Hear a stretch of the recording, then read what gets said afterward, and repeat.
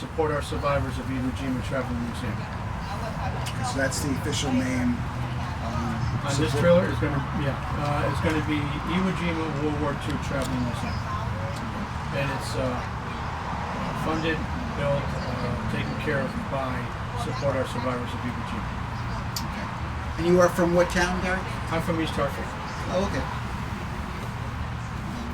Now, are you a veteran yourself? No, I'm not. Okay. So what was the motivation, the impetus behind developing this trailer, the purpose for it? Well, I volunteered with the organization that takes care of this park, owns the park, and maintains it for probably 14, 15 years.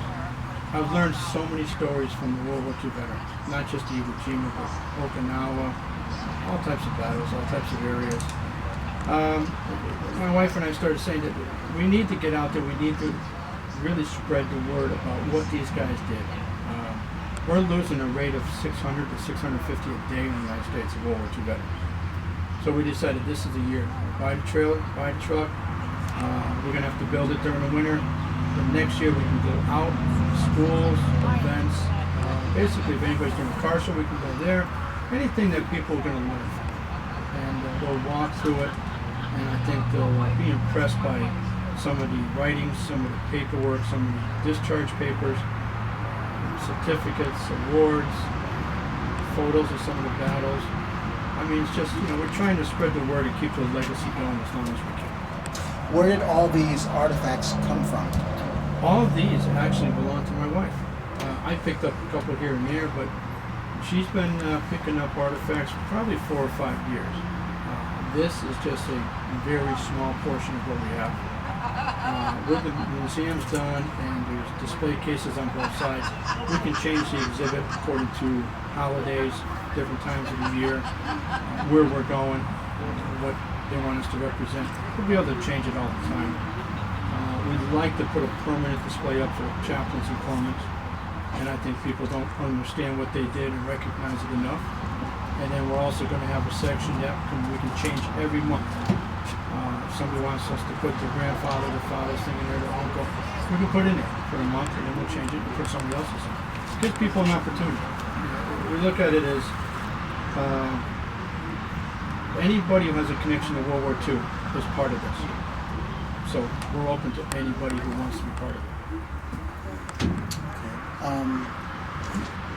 How would you describe, I overheard you speaking with this gentleman about how many Marine Corps men were lost on Iwo Jima, some unbelievable percentage of how many they lost in the entire war. What is it about that part of the service that they're such a special breed? Well, the Marines are a very tight bonded service, branch of the service. They very are. And the Battle of Iwo Jima was a Marine battle, mostly. There was some of the Army, the Army Air Corps. There was Navy. There was Coast Guard there. But unfortunately, in that battle, it is known as the bloodiest battle in Marine Corps history. They lost nearly a third of their Marines on Iwo Jima in 36 days from the whole war. Almost a third of them died in 36 days. So that was a huge sacrifice.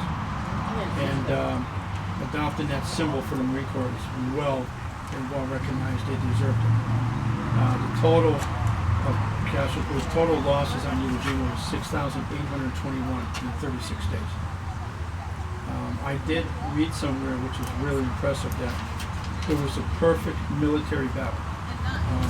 There was no retreating. Nobody's going to leave. Japanese couldn't leave the island. We're not going to leave the island. There was no civilians involved in it.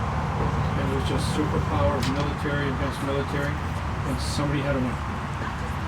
So I read that in the book, and I was so impressed with that. I said, it really is. It was a perfect military battle. I also heard you say that the image of the soldiers raising the flag on Mount Suribachi is such an iconic image. What does that mean to you? What does that mean to people that see it? I think that image gave everybody back at home hope and triumph. we're actually doing something, because you got to remember now, the second flag raising is the one that made all the history. But the first one earlier in the morning was the first flag raised on Japanese soil in World War II. And we got involved in 1941 with the Japanese, and this wasn't until 1945. So that's an incredible thing to accomplish. And I think the Japanese at that point figured that we were so close to their mainland that this was going to be a major battle, and it was a major location. If you look at that, you just feel freedom. You just feel an overwhelming patriotism, freedom. I mean, it's such a copied photo. I think it's one of the most copied or recognized photos from World War II.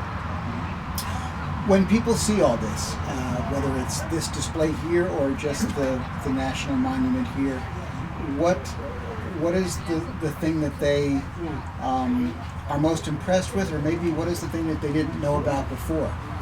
I think we're hoping to educate people with this about many different battles and World War II in general. All the guys who fought it, and even if they weren't overseas, we still want to pay tribute to them. Try to educate people about that. But when you come to this Iwo Jima Memorial, it's the only one ever built by survivors from the battle. It's the whole property and everything privately owned. It's not run or funded by the state or the government. They didn't build it. Survivors built this. They manned the heavy equipment. This used to be a wooded lot. All trees. They cut them down. They pulled out the stumps with heavy equipment themselves. We have one of our survivors, Frank Sorosky, who's a Marine. He died here clearing the property.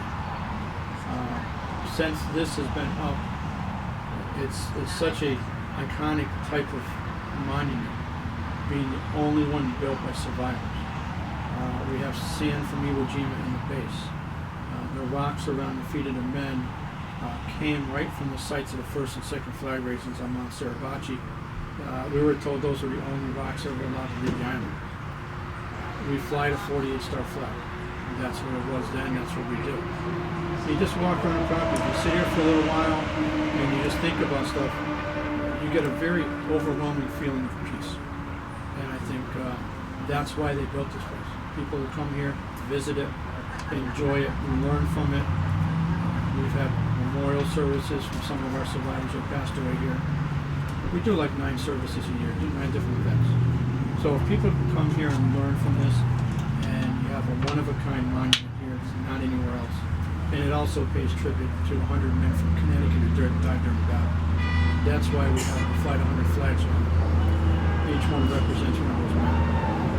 So, I don't think people really thought that they were going to do this. It was incredible to raise somewhere between $300,000 to $500,000 sitting in front of stores, going to corporations trying to get money.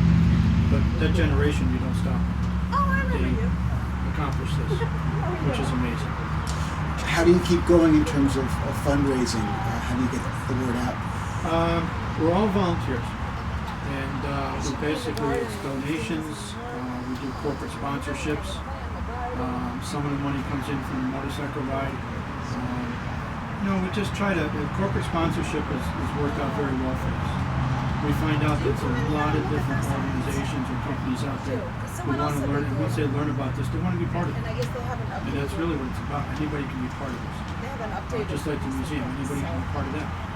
So Get better. corporate sponsorships are a big part of it. Yeah. Do you have any official title, Gary, with the organization? Are you director? Any kind of? With the Iwo Jima Memorial Historical Foundation, I'm on the board of directors. I was president in the past, and I think board of directors are a little more comfortable. Okay, but it's the Iwo Jima Foundation? The Iwo Jima Memorial Historical Foundation, who owns the park, takes care of the park, responsible for Oh, everything just there. about driving. So I have the right words for the producer. Anything else that I might have missed that you want to talk about? So many events during the year we do.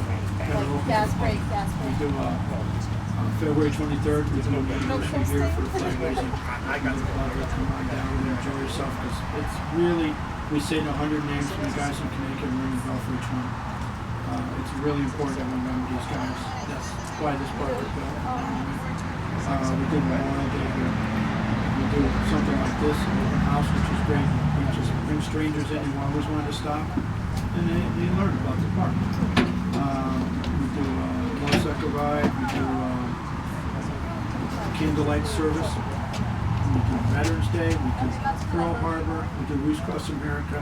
We do a lot of events here, and we're also asked sometimes by other clubs or organizations if they could come here and we can talk to them. We've got motorcycle clubs, and car clubs, and senior groups, and other organizations come here, and we just educate them about the park.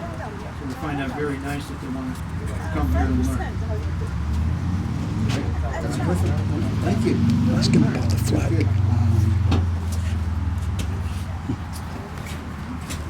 I don't get paid. We all set? Yep. Oh, great.